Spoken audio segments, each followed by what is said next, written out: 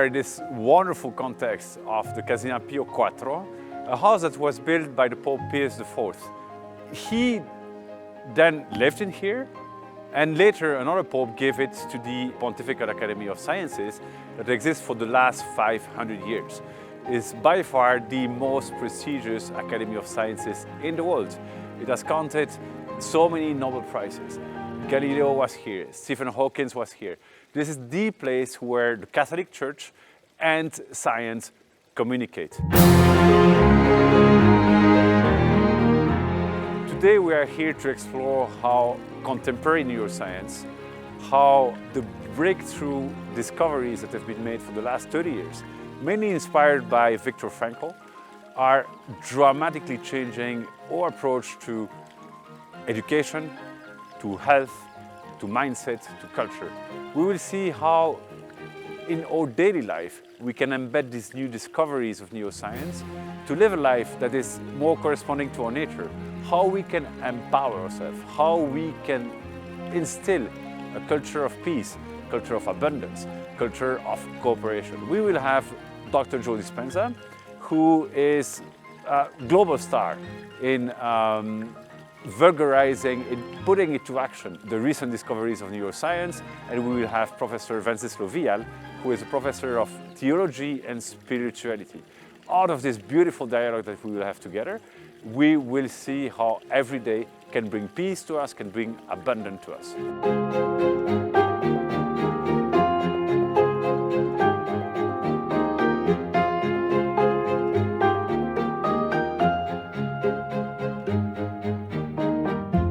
Father Vences, Dr. Joe, thank you so much for joining us this afternoon in this beautiful context of Pontifical Academy of Sciences. It will not be the first time someone famous is coming here, and we are so grateful in the name of the Foundation Clementy that you're both here. So we promised each other that we would have some fun. And so I was wondering, and that would be my first question to both of you, as you know, the Clementy Foundation is working here in the Pontifical Academy of Sciences at finding ways to give a new impetus to culture, to provide more unity, to provide more peace, and contribute with concrete action to more abundance. So I have one question. Beyond the beautiful scenery that I think both of you know here, why did you come here? Why did you accept the invitation? I think this is a time in history where it's not enough to know. I think it's a time in history to know how. And anytime there's an opportunity for us to engage in a mindset of understanding how to take principles and practices and philosophy and theory and apply them to our lives in some way to make, in some way, a difference in a person's life, I'm very interested in coming. So the conversations that we've had so far have been really rich in understanding that there are ways that actually can strengthen cultures. And the way cultures are strengthened is by individuals, by people. So if you inform people with right information and you give them the tools to use it, the outcome hopefully is to create a better culture. So I'm here for that. Thank you, thank you. But I am here mainly because something that for me was very important reading your work, really, is the importance that you give to the attitude of the person. No? So one person can change himself or herself and then can change the world. So for me, the attitude is very important because in many situations of our life, we can't change the environment. We can't change the problems that we have. We can't change our health many times or the problems in society, in the world. But we can always change our own attitude.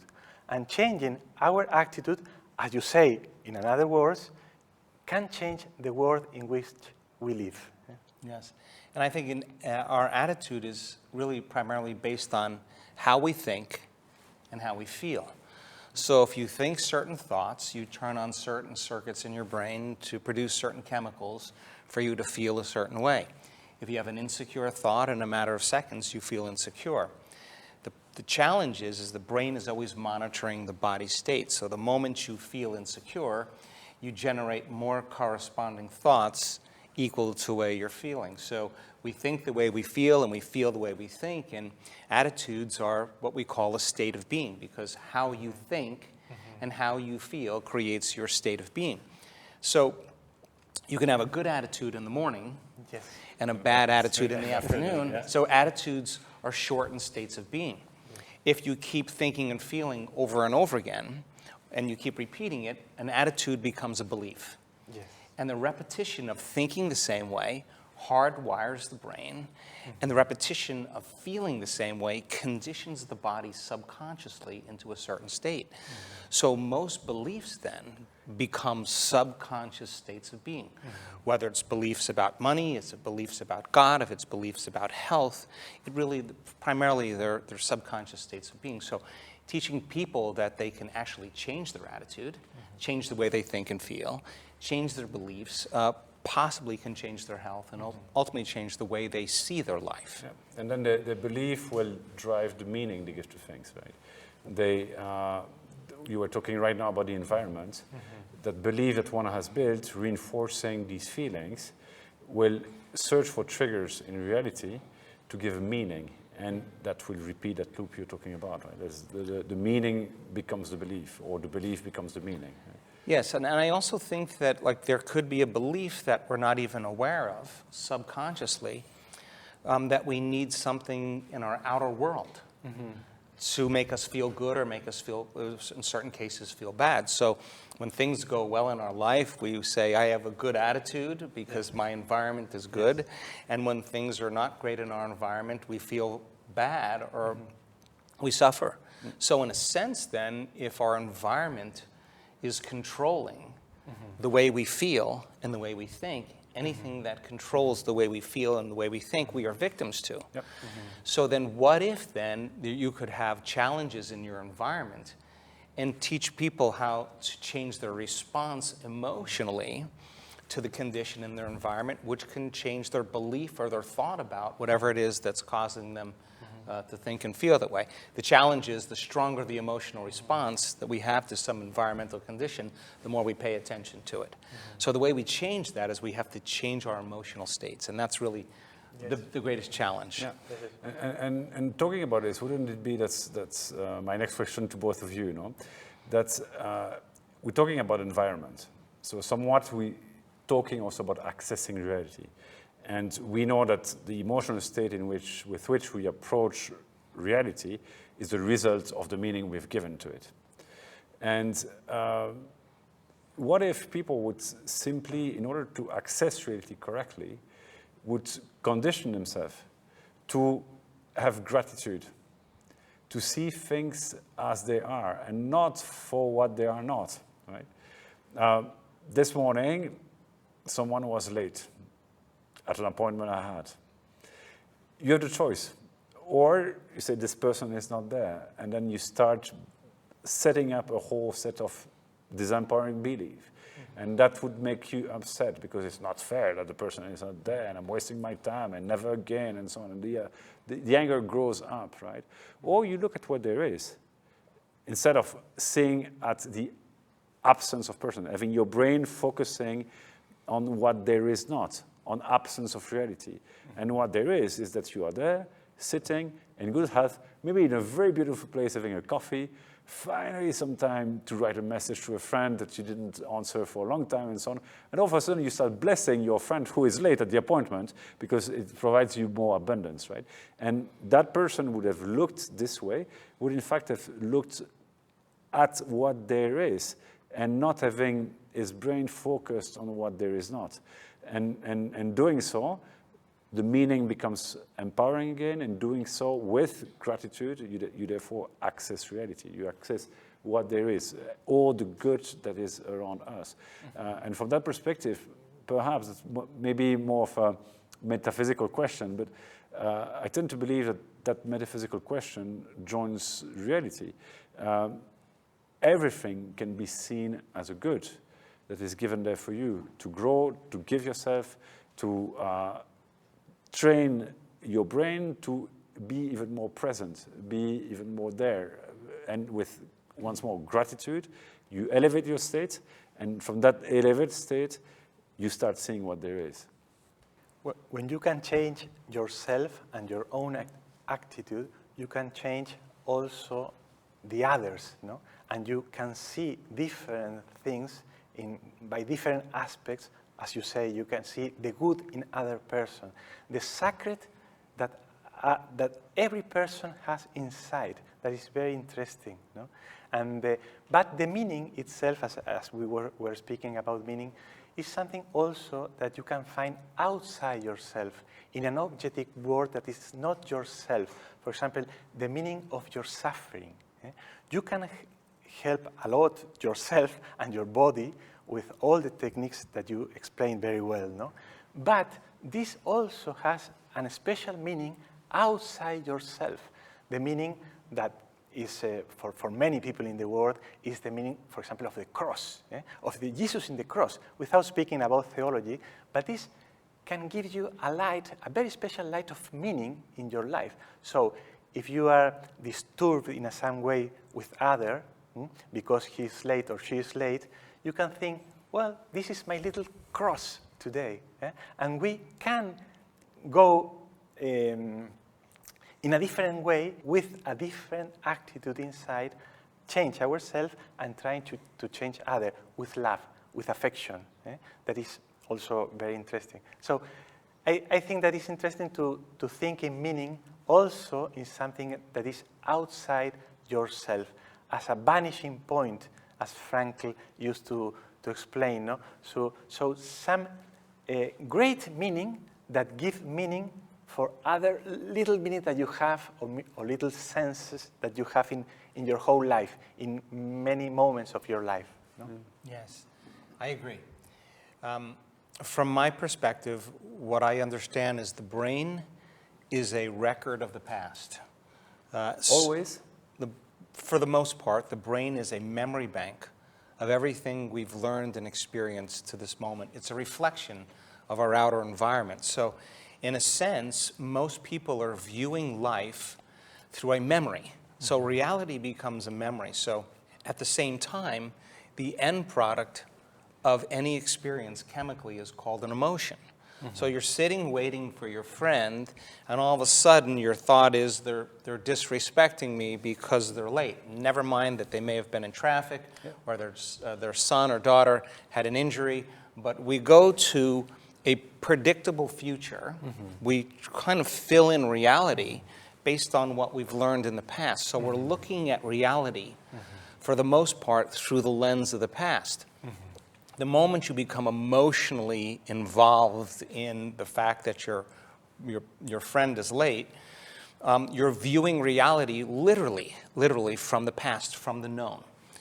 If you were conscious that those emotions actually don't serve you, justified or not, those emotions actually can make you sick, then you have to decide, is this moment really worth me making myself sick? What would be an alternative? If I could change my emotional state to love or to gratitude, we see reality through a different lens, because you can't feel angry if you're feeling grateful.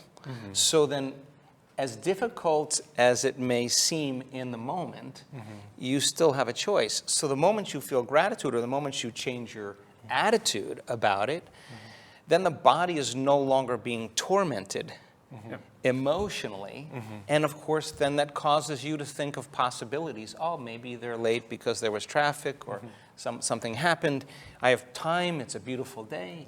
And I reframe my view of reality. I can reframe it in that moment. I think that the biggest challenge is that many people are unaware that the fact that they can change that. They don't know that they can change their emotional state. Once you know that you can change your emotional state, now you have a choice. And so, is being angry loving to me? Is being angry loving to my body? Is being angry loving to my friend who's going to show up and say, oh my God, I'm so sorry, I'm late? This is related also with forgiveness, no? Because many people say at least to me, no, I can't forgive, no? But if you think in forgiveness as a choice, so I choose You can. Yes, it's a you choice. can. Yeah. So, and forgiving, you take away all these bad emotions that are altering yourself, that are making you be stressed and becoming also ill in many things. Yes. Also with psychological illness, physiological illness too, because of the stress, because of the whole physiology that is inside the stress. No? Yeah. But it's a choice that you can. But there also, perhaps, you need to think in some kind of help that come from outside. I mean, the help of others and the help of something that we in Christian religion call grace of God. So with the grace of God, we can forgive, we can choose to forgive and make a change in our emotions. And that's where I go back to what I was saying before. Because what you were saying, this, you can choose to have this vanishing point. No? You can choose to give a meaning. This would come, in a way, as well, from the experience past. No? My point was a bit different. My point was, let's start from reality. And the source of problems of many people, all of us at some point, is the focus on the lack of being, the focus on the lack, what there is not. Yes. Yes. And in fact, what I'm trying to settle here is sort of an objective point where from we can all start. This abundance, you're talking about grace as Christians say it, you talk maybe about quantum field, but this infinite abundance, and that is reality. That reality we start from. And so if we train our brain maybe through meditations, through prayers, through reflection, to be ready in situation, to take what there is, see what there is, the infinite abundance to which I participate, to which others participate, and I will participate in a very specific manner. I have qualities. We discussed that a bit earlier today. I have qualities I like in others, that other people will like different qualities in you. But that's also who you are, and you can enact. You can grow your existing qualities. You can enact new qualities, and participate to that abundance. Give it, sure. And you can have the worst day in your life. No, everything may seem to crumble down, right? And indeed, we are all humans, no? And we can make so much meditation. There will be at some point where an emotion, painful, will kick in. Painful emotions are useful, yes, yes, but yes, maybe displace painful emotion. But you can always, at that point, look around, and you will look in your surrounding and count at least 5 things you like, at least 5. And then you see your emotions changing. It starts being very cold. Now, okay, blue sky, I like it. Yes, I like it. Then you go to the second, the third, the fourth, the fifth. And when you reach 10, you're again into an elevated state of emotion. But what does it mean? It means that with the elevated states of emotion, joy, abundance, gratitude, bliss, we are connecting with the objective abundance. And religion would call it God, you would call it quantum field, or whatever people call it. I wouldn't call it the quantum field. I'd call it something way more than that. But the reality is that it seems, as I read you, as I hear you, it seems that human being is this formidable, beautiful machine where we have the freedom. We are made for love, and so we have freedom, but it has a condition. Sure. It's to access reality, access abundance, and recon it. And by this recognition, put yourself in elevated emotion state, and then you're connected. I want to respond to that because for anybody who may be listening to this podcast, they may have had very serious trauma in their life. They may have had a betrayal or a loss or a diagnosis or some type of abuse. And while it seems theoretically very easy I was talking about training. Yes. So let's go back to that because there is an overcoming process for the becoming process. There's an unlearning process and a relearning process. There's a breaking a habit of being yourself and then a reinvention of new self, right? So, and it's unmemorizing emotions that literally are stored in the body and then teaching your body and conditioning your body into a new emotional state. So back to your idea about forgiveness, I 100% agree that the stronger the emotion that we feel from some event in our life, say a trauma, the more altered we are inside of us. That change in our physiological state captures all of the brain's attention, and the brain freezes a frame and takes a snapshot, and that's called a long-term memory. So then the person remembers the event over and over again after it occurs, and their brain is producing the same chemistry as if the event was occurring. Now, the body does not know the difference between the real-life experience that's creating that emotion and the emotion by thought alone. To the body's reliving the event 100 times in a day. So now, it's the memory and the emotion, it's the thought and the feeling, it's the stimulus and response that's conditioning the body subconsciously into the past. Now the trauma is not just in the brain. Now the trauma is in the body, because thoughts are the language of the brain and feelings are the language of the body. So now you say to that person, why are you so bitter? Why are you suffering so much? Why are you in so much pain? And they say, I am this way. They identify this because of this event that happened to me 5 years ago. But what they're really saying from a biological perspective is that event changed me, and I have not been able to change since. So then Change your body. Right. They tell the story, right, about why they are the way they are. And the latest research in neuroscience says that 50% of that personal account of the past isn't even true. So they're reliving a life that was traumatic that they didn't even have. Okay, so you say to that person, well, forgive. And they say, no, you don't understand. This person did this, I had this experience, and what they're really saying, for the most part, is I can't get beyond my emotional state. Because it's programmed subconsciously. So forgiveness, then, must be earned. Because you have to learn how to continuously come up against that emotional state and say, what would love do? And you say to the person, the only way you're going to create a new future, the only way you're going to make it out of your past is to overcome that emotion. When the person overcomes the emotion, they literally will have their attention off the past. Now, those chemicals that are created from the trauma are highly addictive.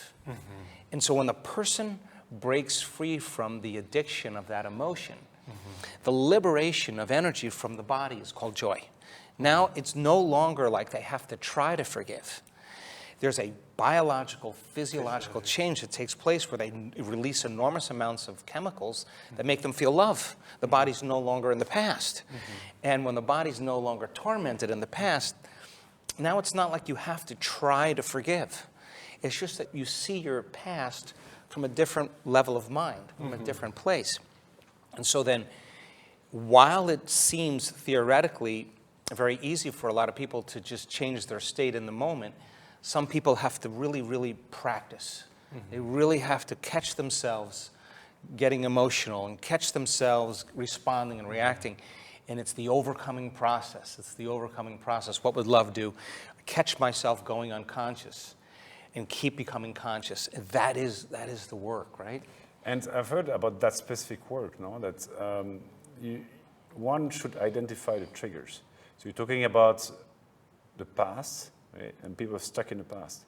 What I read as well is that the brain will, put many traps into your reaction and put you triggers. That is, someone has an accident, frontal accident, car accident, hitting a wall that will be this color. No? Apparently, the brain each time will be exposed to that color, will react, and by pushing painful emotions, just for the color of the same wall. The person might not be conscious. Why have I this phobia about this wall, no? Or this color, right? And in fact, it's connected to a trauma, as you were saying.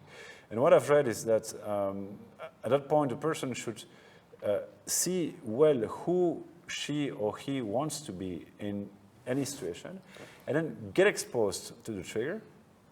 And the trigger that before would generate an anxiety or an anger or something becomes the occasion to exercise the quality they want to give, to exercise whom they want to be. And at that point, the trigger is still there, but not triggering anymore a disempowered human, triggering anymore the growth of that person. Did you see this in your work? Yeah, let's use a more practical example. Yeah. Let's just say that you have been abused by somebody. This is a greater example of, like, it's not just a color. It could be a specific a person or a circumstance. Many people will associate men or associate cars or associate a place with an event, right? So we create beliefs then based on our past experiences, right? So then the work then, the true work then, is to be able to give people the tools, the very specific tools to be able to learn how to regulate their responses. And it may not be easy in the beginning because it's a subconscious mechanism. And the body automatically is saying, I don't want to go to that trauma again. So you have to work with the body as the mind and keep practicing and in time. Through meditation. Through meditation and also through prayer, through rehearsing in your mind in the next circumstance, in the next situation. I can't respond the same way. And we see this with people that heal themselves and have remissions from diseases. They have great meditations. They sleep better through the night. They have more energy. They have less pain, but their scans and their blood tests still show the disease, okay? 1 hour of a good meditation, 15 hours of the rest of my day being angry and impatient and frustrated and resentful. Okay, now I got to get really good at doing it with my eyes open. Now I got to actually open my eyes and stay conscious, right? So now the game changes. There's always more, right? So then the person who's able to say, God, I really want to truly change my health condition. Let me see, when I see my ex, when I see my coworker, when I'm in traffic, I can't respond and react the same way. Okay, let me learn something about a better way to be. Now, we all do this. You can close your eyes and rehearse in your mind how you're going to be with your coworker, how you're going to be in traffic. And the act of closing your eyes and planning your behavior actually begins to change the brain to look like you've already done it. So now you're installing circuitry for you to use. So now if you can get your behaviors to match your intentions, you have a new experience in your environment which changes your emotional state, and that's called evolution, right? And so that's the process. So whatever you want to call that, sometimes we have to really think about and prepare what we're going to do so that when we get in that circumstance, we have some circuitry in place to use. Doing this, perhaps you are also changing your emotional world in this way. You are also changing in some way the past. Fully. Because you give a new meaning for your past, no? And then we turn through this word, no? Meaning. What is the meaning of my life? What is the meaning of the thing that happened in my life, in my past life? What was it for? What is for? No? So this is very interesting because also foster you in trying to be a better person. A better person to change the world. To change yourself, to change the world. So in order to, where I can find the manual, as you can say, no, in order to be a best person, a better person, a better person in the world. No? And wouldn't that be found in the silence of meditation? In the sense that we all have a deep desire. No? The etymology of desire is from the Father. Right? And many beliefs say that it's God the Father who created each of us, who wanted each of us. Right? And so this deep desire, I'm not talking about the desire of the next Bentley we will have, or the next beautiful girlfriend we will have, or the next beautiful party we will have, or whatever. I'm talking about the desire of whom you want to be. You know? This dream of how you want to live. And probably this is fostered from and gets born inside meditation, inside touching the truth about whom you are and whom you want to give, and receiving it as a gift, and therefore going for it through this access to reality we were discussing before. No, what do you think? Well, I'll say one thing, if you don't mind. In our studies, in studying people who have had diseases of the mind, of the body, who have had traumatic pasts, when they truly overcome their emotion from the past, when they view their past, they see the purposeful meaning behind it. They say, I had to get diagnosed with that disease. To see, I would have never changed. I had to have all of that stuff to finally get to the point where I'm finally in love with life again. I need it all. So if you can't get beyond that emotion, then, of course, then you're always going to be anchored in some way to the past. So yes, there has to be a transformation that takes place. Unfortunately, for many people, it takes crisis, it takes diagnosis, it takes disease, it takes loss to finally get serious about their own personal transformation and change, right? So let's demystify, when you say meditation, let's demystify the process, because we don't teach meditation in any traditional sense, not in any traditional religious sense. We just we look at the data. We look at what change looks like. We use meditation to change, right? And so we use it for other reasons also, but a person who's doing the meditations in our work, they're doing their meditations not to heal. They're doing their meditations to change. And when I change, I will heal, right? If I think differently, if I act differently, and I feel differently, of course then my body and my life should change as a result of it. If I think the same way, I act the same way, I feel the same way, my life should stay the same, right? And how you think, how you act, and how you feel is your personality, right? So then, can we be defined by a vision of the future for ourselves instead of the memories of the past? So then, the way we create, for the most part, in terms of seeing a future, is that we have to experience lack. You see something that you don't have and you want it, the moment you desire having it, you're in lack of having it, right? So the brain gets busy imagining, oh, I could have that reality, I could have that future. I think the big challenge is that people wait for that reality, that experience to happen, and when the experience happens, it produces emotion, and the emotion takes away the lack or separation from not having it. But truly, people who are very passionate about creating the life they want are the ones that actually feel the emotion before the event. And when they combine that kind of clear intention, which is a function of the brain, and they're living in that future in their mind in the present moment, they begin to manufacture the very emotions that are connected to that future. And the only way that we can believe in that future is to feel the emotion associated with it. The moment we feel a different emotion, we believe in our past, right? So it sounds really easy, but it takes a little practice. So a function of elevated emotional states is a function of the heart, right? And heart is our very, very important organ. And when the heart starts to open up and we start to feel elevated emotions, our data shows that it actually tells the brain, it says to the brain, the trauma's over.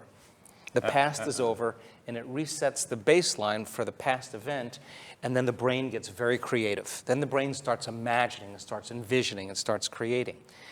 And so we can then, of course, then when we believe in that future, if we're able to sustain that emotional state, we're able to keep that future alive in our mind. And that's what inspires people to keep making the right choices, keep doing the right things, staying away from old emotions, and ultimately they realize their dreams. This reminds me of something that you speak a lot about. No, it's a very important concept. No, this coherence. No, coherence between your brain and your heart. No, also remind me that we need coherence also with our own values, with our own project in life.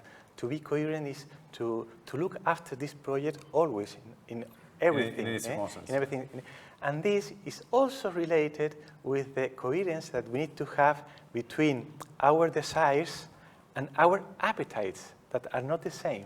So we have inside appetites and desires. When you have coherence between your appetites of your body, of your, well, the instincts, as you want to, if you want to say, and with your desires, you have peace. And in truth, this is the definition of, one of the definitions of peace that St. Thomas Aquinas used to say. No? So the coherence between, or the harmony between your desires and your appetites. Interesting. I don't think there's an end to peace. I think there are degrees to peace, yeah. right? And so when we look at the body's physiology, when there's brain coherence, and that's when there's an enormous amount of order in the brain, and when there's heart coherence, when the heart is beating in a very healthy state, when we have these two things, the person starts to feel more whole. In other words, when you're whole, it's very difficult to want. You know, how can you want when you feel whole, right? Yeah. Because if you feel whole, then you feel like everything that you want you already have, right? So your appetites go down. So your appetites as well as your desires go down, because there is no desire in wholeness, right? If you feel whole, then you feel like anything that you want you already have. We see in our brain scan work that there's a part of the brain that consumes an enormous amount of energy. It's the brain's predictor. It's always trying to anticipate the next moment. When that system shuts off in a person, the side effect of that is that they're very present. Very present. Very present. If a person can get their brain and heart coherent, the effect of that is causes them to relax very much into the present moment, fully present, and at the same time awake and aware. So relaxed and awake, or relaxed in the heart and awake in the brain, seems to be that state of equanimity, that state of peace where the person doesn't want anything, doesn't need anything, and they can be a part of the whole. They can be in the present moment. This access to reality we were talking before, no? With gratitude, therefore. Yeah. You know, from a theoretical standpoint, if you're remembering events from the past and you're feeling emotions from the past, then that is the known. If you're anticipating a future event and you're feeling the emotion, or you're in a habit and you're doing the same thing every single day, that's the known as well, right? So if the familiar past is the known and the predictable future is the known, there's only one place where the unknown can exist, and that's the present moment. Now, the unknown, the way we're wired biologically, is usually signals fear, because it's a threat or a danger. Better to run from the unknown, right? So if a person can relax into the unknown, into the present moment, that's a tremendous amount of peace. Yeah. Yes. So to live in the present, that is a concept that you use a lot, is very nice and very important. All of us, we need to live in present, and this is peace. But in some way, you live in present for a better future of yourself and of others, because the future is coming, and coming to an end, in some point. So to keep this in mind and to have this in mind will allow you to be a better person, also trying to struggle. Struggle is an interesting concept, because it's related not only with balance. No, you speak a lot about balance, and it's very important to have balance, but it's also related to have harmony. Harmony means also some kind of stress in the chord of an instrument. No, you need to put some strength, some struggle in your life in many different things. And at the end, perhaps with this, in the present moment of love, no, because the present moment of life is love, no, you can achieve the things that allow me to quote again St. Thomas Aquinas, no, the joy, or the perfection of joy that is peace. Peace means also struggle a little in your life, because it's not only balance, but also harmony. Yeah, but the struggle could become the play of curiosity. If you are not disingenuous with life, you know that pain is part of life. It exists, right? Be it emotional pain or physical pain. And then if once more you give meaning of not only about the future, but also about whom you can be now, being present in the moment now. And you take things with a grain of playfulness, right? And you don't put your certainty into external events.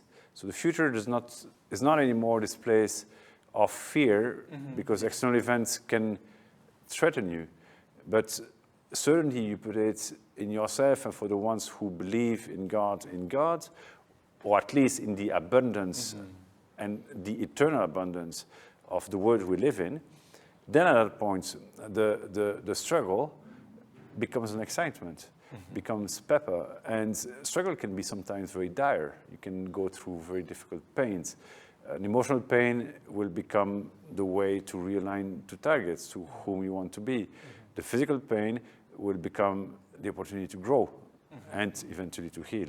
And so I'm curious also to go now to a big part of your work, that is your physical healing. So we've had now a discussion more about attitudes, and I would like to switch to what's the effect of these attitudes on body, and with a focus on what people call the positive effects, no? Sure. on the body. So Sure. the idea is, how can you enact with techniques you've discovered a better interior life, and eventually also out of better interior life, change your chemistry in such a manner that your body serves at its best. Right? Yes. I just want to say one last thing about peace, so I'm at peace with it. See, peace.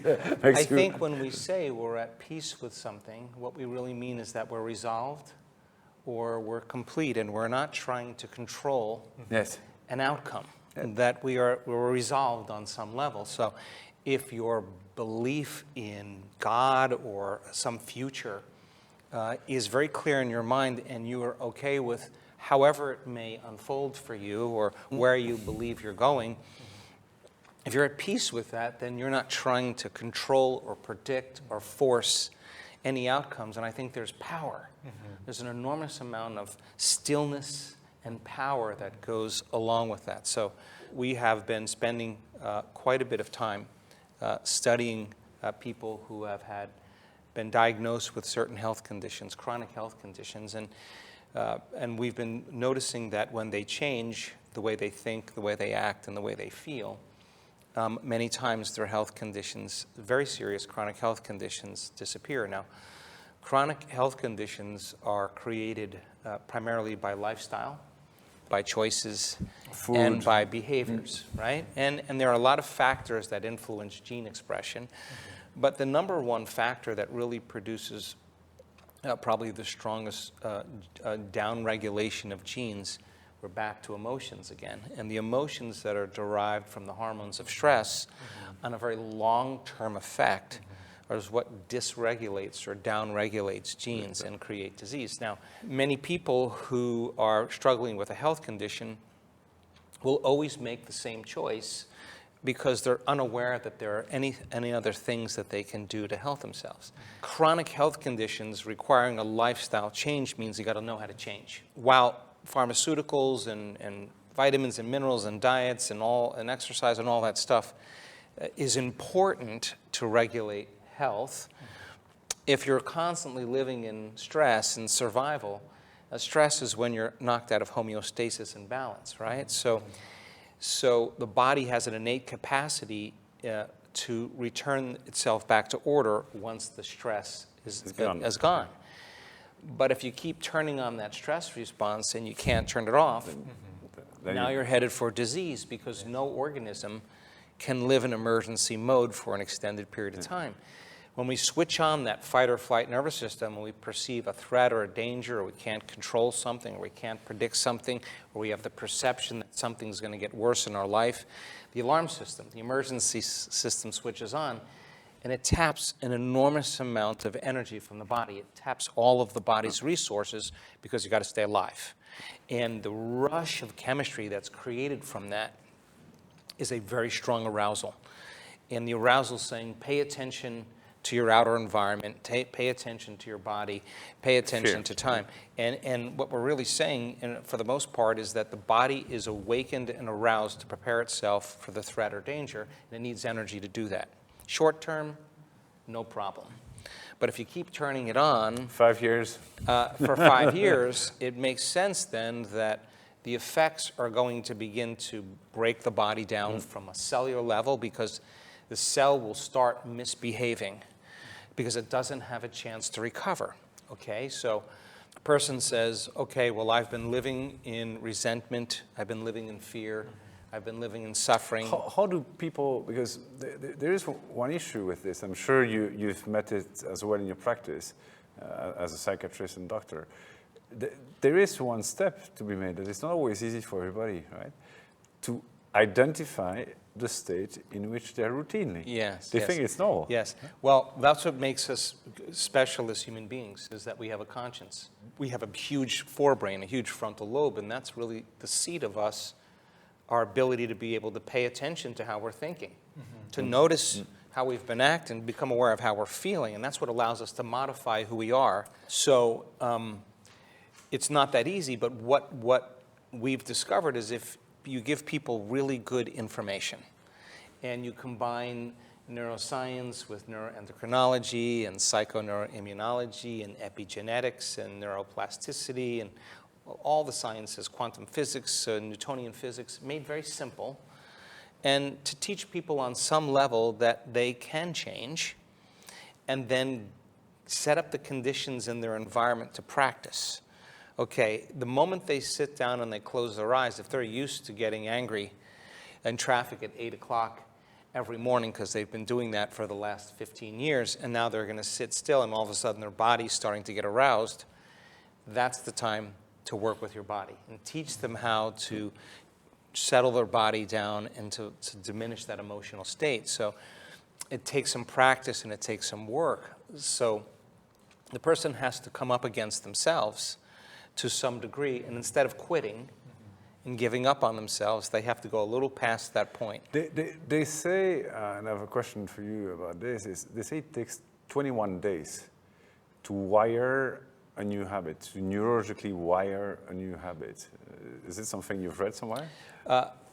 I've seen it, but we don't see that at all. You don't see that? It goes quicker, you say? No, I don't think that there is a blanket statement that it takes 20. You have people who have trauma, you have people who have better attention spans than others, people are healthier than others, people understand the information better than others, some people do it for 10 minutes, some people do it for an hour.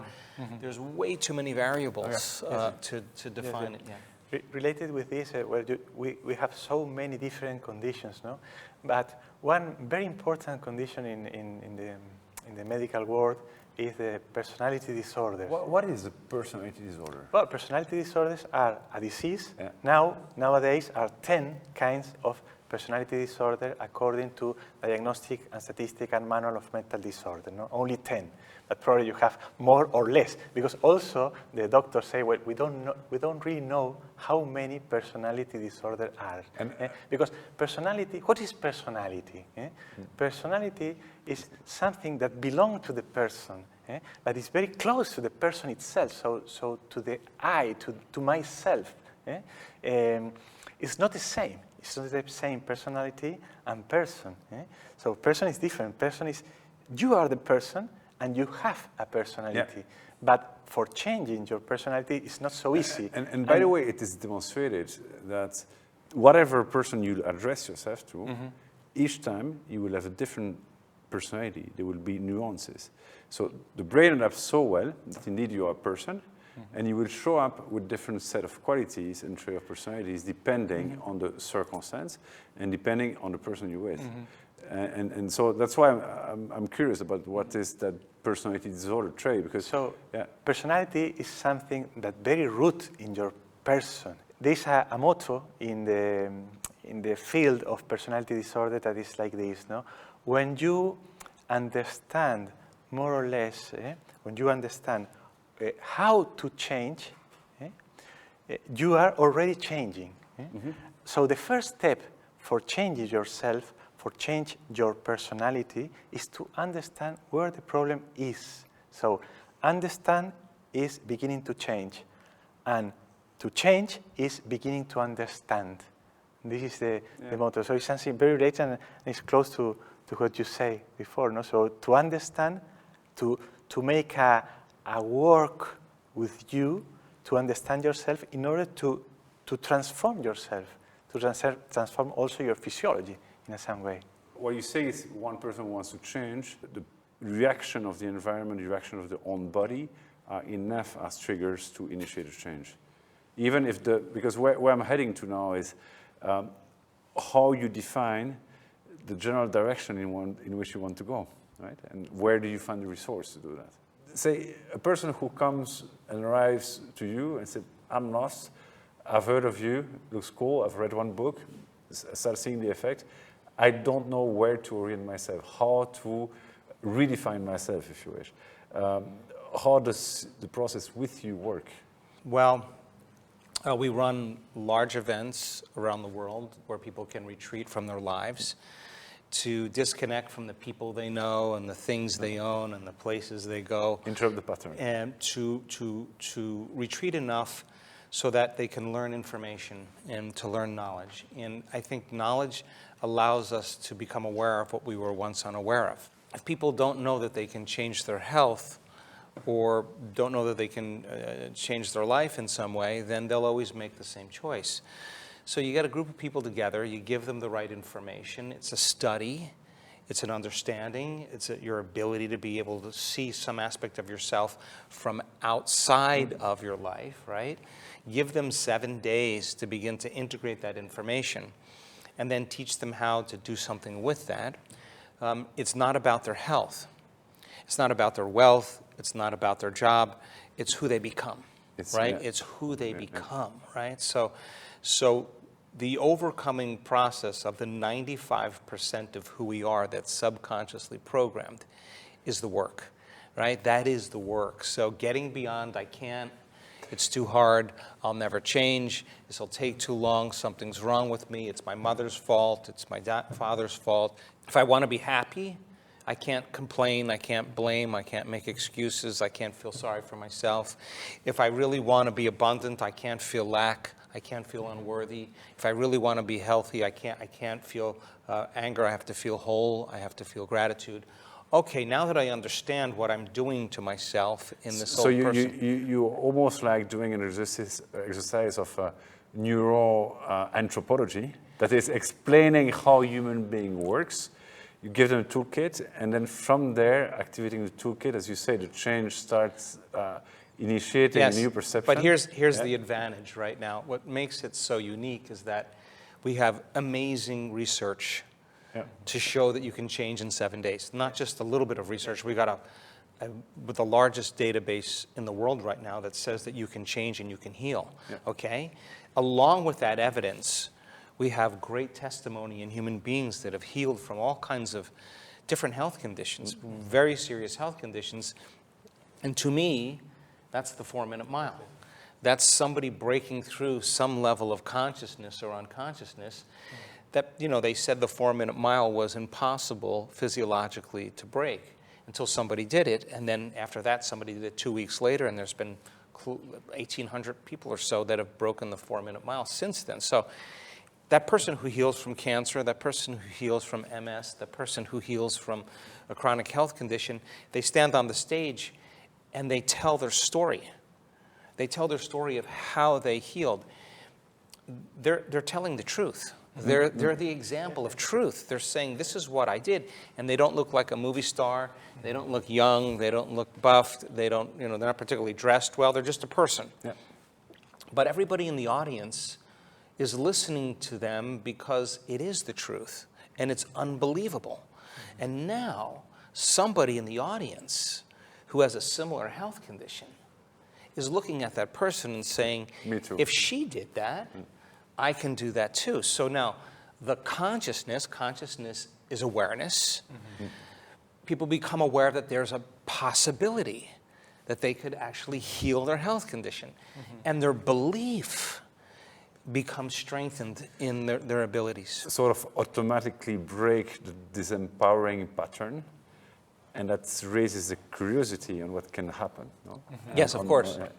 See, it's the openness to the unknown, I Yes, would say, yes. but it's also the openness, in some way, if you allow me, to the mystery. Yeah? So the man, the woman, so the human being are a mystery in many things, but not too mysterious as many people think. This is the job that you are doing. So trying to go deeper in things that it seems is always a mystery. Not always is a mystery. There are many things that looks like a mystery and are not a mystery. Yeah, exactly. But we are going in our life perhaps for the encounter with a big mystery. Yes. So the mystery of the end of our life, the meaning of our life. Because one of the people that you heal, or the people that you heal, after they felt healed, they need to look after the meaning of their life and the meaning of their healings too. Yes, so of it's course. the way don't stop there. Exactly. So you are speaking from the scientific point of view, and very exciting and very impressive, no? But also it's interesting to think in ourselves as a whole, but our whole that will not be complete up to the end in some way. So openness to the Radical unknown abundance. and to the mystery, Yes. perhaps. Yes, I absolutely agree. And for me personally, in witnessing some of the things that I've seen in people's accounts of their own healing, to me it's unbelievable. Like it's a mystery in and of itself. Like we just did an event just this past week, and I understood on such a deep level that the human body has the capacity to regenerate itself completely at any age, given the right information. I witnessed somebody on the stage literally regenerate their body. Now, it sounds nice theoretically, but when you see the person tell the story, and there's a part of their body that's missing, and now it's back, that's unbelievable for me. That is stretching my belief. To me, that mystery is very exciting. Like, I want to know how that happened. How is that possible? But the how, somehow you are discovering it. So you are discovering the method. Right? Yes, yes. To how is you are measuring when it happened as it happens. Well, look. Once is an incident. Twice is a coincidence. 3, 4, 10, 20, 30, 40 times. There's some law. There's anything that's repeatable is science, right? So we're seeing that it's repeatable, right? So that's the exciting part about it. That means that on some level there's some principles and laws that can be demystified so that people have within their reach the tools to begin to influence their own health to a greater degree. And so then the person who gets a diagnosis and there's a prognosis that says what's normal is you're going to have to live with this condition, or you're too old, at your age it probably won't go away. The person who really is serious has to overcome that prognosis, overcome that belief that they're too old. There's a journey that they must make, a long journey that they must make to keep that belief alive in their mind, to feel the emotion that's associated with that future so they can believe it, right? So, and some people, when the chemo isn't working and the radiation isn't working and the surgeries didn't work and the drug trials didn't work and the diet didn't work and the vitamins didn't work and nothing worked, nothing changes in our life until we change. So that if the person says, okay, if I change, maybe my health will change, because they're only left with one thing at that point: their belief in themselves and a belief in some unknown, some greater power, the belief in possibility, right? So that's the reason why the person gets up and does the work. They could, if they don't practice change, then they don't believe it's possible. If they truly get up and do the work, then they're saying, I'm showing up because I believe it's possible. Keep showing up. Sooner or later, you start to become that belief. What I'm impressed by what you're saying now is we are still in the Pontifical Academy of Sciences, at the heart of the Catholic Church, which is the Vatican, a church that's been created 2,000 years ago, who was telling his disciples with faith. So you've been talking about belief, no? And faith is an absolute certainty. It's seeing something that is unseen as if it was real. Right? You could do any of the miracles I'm doing, as if he was describing all human nature, no? And it seems that the work you're doing is basically laying the path to simply obey what he was telling us, like living humanly fully. The target probably, and as he did, correct me if I'm wrong, you know that better than me, that when he was healing people, he did it out of mercy, out of wanting daily to help his friends, no? But also, I think the target was the inner world, the inner health. And it's very similar to what you're saying. What you're saying is people change from inside, access abundance, access elevated emotions, meditate, and as a buy-side product, they get a better health, no? And it's impressive to see that maybe we're at the beginning of new fundamental discoveries, where all Western medicine is about take something external, take some substance, take a scalpel, and you will feel better, right? To a new beginning of medicine, where all these techniques can still exist and still have their validity, but would be grounded in whom we are, whom we want to be, no? And then have positive impact on health. Yes, from the past, medicine is defined as a way of to have a healthy life, so to cure someone, as in Latin says, no, in herbis, verbis, and lapidibus, et lapidibus, as you remember. No? So in words, the words are very important in medicine forever. Words. So words are an instrument for heal someone from the very past. No? Herbis, so all the things that came from nature, and lapidibus means minerals, so minerals. No? So, and it's true, so there are many different dimensions in ourselves. Of medicine, in medicine and in the human being. Viktor Frankl, that we spoke a little about him, used to say that mainly German psychologists, that the human beings are dimensional. No? So dimensional means all of us have a body, so physiological aspects, then psychological aspects that are different, grounded in physiology, and spiritual dimension. And a spiritual dimension is not only in believe or not in God, or some kind of problem with guilty feelings or things like this related with your conscious, but the spiritual dimension is more deeper. Is the relationship with others and the capacity of seeking or yearning or longing for the meaning of your life, no? And also is the possibility of all the things or many of the things that you are discovering, no? So we are dimensional, and you speak a lot about dimensions, no? And for this is very interesting. It's very well related, I think. Well related, yeah. Very well related. I'd like to conclude the podcast now with a little story. And I know this person, I know him quite well. He's skiing, it's in April, end of the season. Snow is a bit heavier, and he's skiing with his brother. He runs fast, flips, breaks his neck. First radio shows 3 cracks. Second radio shows 3 cracks clearly. They call the helicopter, but at that moment, he knows he's going to be operated. And he has to be there with his daughter, who is 6 years old. He knows the daughter might end up alone and might be afraid because the mother is not there.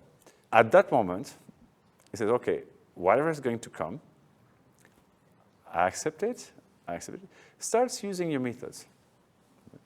Breathing, visioning, and so on. start using not your doctor's method, but your priest's method, also is rosary. So that unites. It's brought, the helicopter brings a very famous surgeon there. The surgeon looks at the radios, and the person asks, okay, what's the verdict? And say, look, you have a very complex operation in a few moments. We are getting everything ready. There is 50% probability that you won't survive the operation. 40% probability remaining you'll be in a wheelchair the whole life. And 10% the remaining, for sure, you'll be minimum 9 to 12 months hospital. And that person answered very quietly and very serenely. He said, no, I want to be there for my daughter. I'm loving my daughter and I will be back tonight. And the doctor said, absolutely not. Look at the radios. We have here 2 radios that show the same thing. Right? You need to be operated. And the doctor even asked an alcohol test to the other persons there because they think the person is drunk. He's flown into the place where he is going to be operated. In the helicopter, keeps doing his meditation. You know. The person was conscious. Right? Keep doing this meditation. Keep praying rosary at the same time. And visualize a good dinner the same evening with the person, elevated emotions, and let it go in the hands of God, in the hands of Our Lady, using your exact methods. So your words were into action at that very place. They arrive at the airport, they're running, rushing the person into the surgeon, and they make a last radio to guide the surgeons. Some people gather, personal gathers and so on, there is a chatter, and then doctors say, make another radio. And they come and they say, look, there is something we don't understand. The cracks are open here on these radios. On the new radios, there's still a trace of the cracks, but they are perfectly closed. We have made 2 times the radios. We are sure it's closed. You have nothing. We don't have to operate you. But you have to stay 2 days. And the person goes, okay, no, I'm going tonight, as I told you. What happens if I go tonight? Do I have a risk? No, you have 0 risk. You have nothing anymore. And it's impressive indeed how what you're discovering, all the work you're doing, no? That is what maybe you'd call proto-evangelical, can help people, can empower people. And this young daughter who was panicked when saw the father arriving was so happy, you see. Your work contributes behind much more than what you think I could do. And so I'm really grateful for the moment we had here. Thank you, Father, that you came. Your participation to welcoming Joe Dispenza here in Rome was of great help. You're a great specialist of Viktor Frankl. You're a doctor, so having all these perspectives around the table is a great moment. I hope this is only the first of a long series, and we will study with you how we can expand and go beyond what you see, because as the story that I just told you, there are many things you do that you don't see. And thank you for these as well. Thank you so much. So thank you. Thank you. Thank you.